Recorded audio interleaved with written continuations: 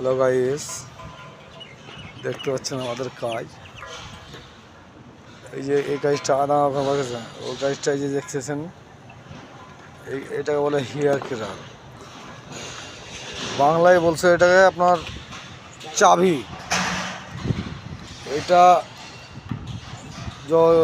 কাজের শেষ নেই, শিখারও শেষ নেই।